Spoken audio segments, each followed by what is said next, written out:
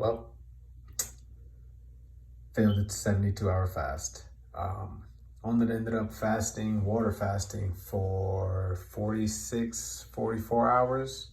And by then, I was starving. I had a headache, irritable. I mean, it wasn't pretty.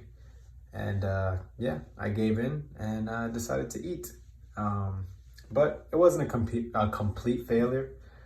During those 48 hours, I still achieved, some autophagy, which, I guess is the using of dead cells as energy, which is great because, it's basically getting rid of waste.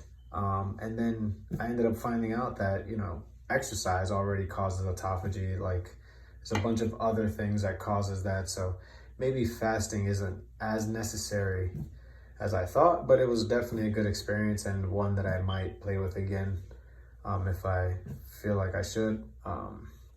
But another thing I gained from those 44-hour fasting was before that, I kind of just kept giving into my cravings for food constantly. Like if I wanted a cookie, I had the cookie, I just tracked it on my macros. It was all fine. But during that fasting period, I also listen to a couple people talk on YouTube, a couple doctors, and maybe it's not all calories in, calories out. Maybe there's more to it, as far as not just calorie count, but also what is holding those calories. Like, is it coming from whole foods and actual meat, or you getting most of your carbs from cookies and cake, like I kind of was doing. And for me, I'm going to make this change mostly because of my stomach problems. I would love to just no longer have stomach problems and back pain and muscle tightness, and maybe, there's only one way I'm going to find out, but maybe if I give up sugar and processed foods, it'll help. Maybe, but there's only one way I'm going to find out, and that's by doing it. So I used that 46-hour fast, where I basically had to deny all foods. And I kind of just transitioned that willpower now to be able to deny myself processed sugars and things of that nature, fast food. Really I'm trying to stick to what I can cook, and, it's probably just going to be beef, rice, eggs, fruit. That's probably going to be most of what I eat, most of where I get my calories from. I'm still going to track my calories, still track my macros. But since coming off the fast, I've dropped my macros, my calories down to like 1,800 calories. Even if that puts me in a deficit and I start losing some body fat, I think if I become more metabolically healthy, less body fat, more muscle ratio, that when I do start upticking my calories, maybe I'll have to eat way more than I was before. Maybe I can get away with eating less and building the same muscle. But I think starting off from where I started off, which was just from a bad place health-wise, I got benefits, my body composition changed, but I still have those stomach problems, and I don't think continuing this path of just eating what I want, as long as it's within calories, is gonna do me any good in that regard. So I'm gonna be cutting out processed foods and sugars, as much as I can. Maybe I'll indulge once in a while, but I'm not gonna do it as heavily as I was, because prior to this, I was just on that, counting my macros. If it fits the macros, I eat it. So no more of that for now.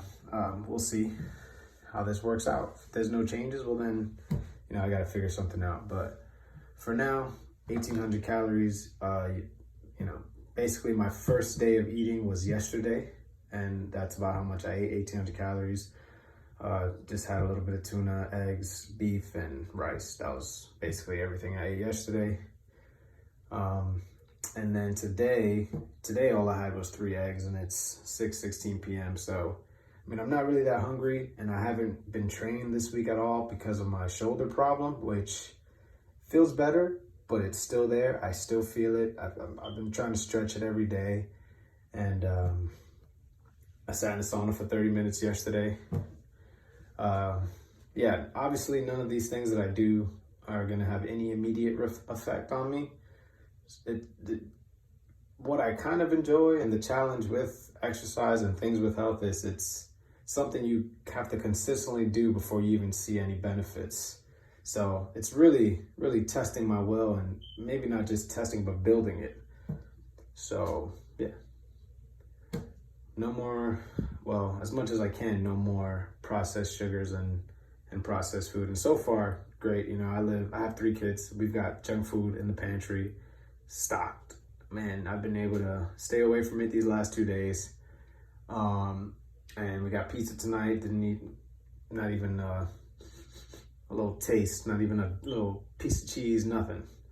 And yeah, really those 46 hours were hard, okay?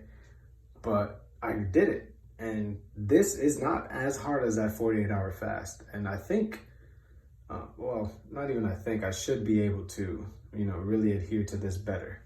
I'm able to eat, you know, and definitely right now I feel a little tired, sluggish. I'll eat something like I do right now, and it does give me a boost in energy. And yeah, I just don't snack, you know, I just can't snack. If I'm not hungry for food, if I'm not hungry for fruit, for rice, for beef, for eggs, then I'm probably not really hungry, okay? I probably just want it. And sometimes it's better to not get what you want. But yeah, that's that. 46-hour fast turned into no processed sugars and foods. And I still have the entire weekend of resting this shoulder. And hopefully Monday we can get workout 18 and again, feels better, but definitely not something I can put any weight on. Like today, I'd probably just end up right back in square one. So full day Saturday, full day Sunday, and maybe cutting out processed foods and sugars. Maybe it was causing some inflammation in my body, and it'll help my shoulder too. I mean, there's anecdotal studies, there's people talking about these kind of things happening. I personally have been on the carnivore diet and keto diet in the past. Again, didn't last very long, but I did do it. You know, very dedicated to those 2 diets for at least a month or 2 months. And I can't tell you, I felt great. And I think my shoulder was not a problem, but I wasn't working out as consistent as I am now. So that's not really reliable. So we'll see what getting rid of the processed sugar and other processed foods does for me. And if it helps these gains come faster and cleaner, maybe it'll help my recovery. I mean, we don't know. So we're gonna find out. But I'm excited. Because anything new is exciting. And so, yeah, another challenge. A challenge that I like. I welcome this challenge, right? We all have challenges, problems, finances, kids. I mean, there's always problems. No one needs more problems, but there's something about a problem you want and you cause because you want to go through the problem. You know, you want the problem to change you. And so that's kind of what this is for me. I want this problem of my diet, of exercise, of being disciplined. I want this problem because solving this problem will just, who I will become after, you know, is really what I'm looking forward to. So yeah, might do legs tomorrow. You don't need my shoulder to do legs, and tomorrow, if it was a normal week, would be leg day. So I think I'm gonna squeeze in workout number 18 and do legs tomorrow, and maybe hit the sauna tomorrow. I say maybe just because we went down to 1 car, it might be a little more difficult, but I'm definitely gonna try my hardest to go tomorrow and do legs. I think there's like a 98% chance I go and do legs tomorrow, especially because I haven't done any kind of exercise and I'm kind of itching to do something. It was hard for me not to do anything when I went in to the sauna, which is in the gym. It was hard for me to just sit there for 30 minutes and then walk out, but you know, with me sitting in that sauna, stretching my neck the whole time, feeling my shoulder, I mean, I knew I shouldn't touch a weight yet. So hopefully Monday, we're good to go. And maybe over a long enough period of time, this injury will be as old as this video and just like a memory in the wind. Yeah, so see you guys for tomorrow's leg day workout. Number 18. Looking forward to it.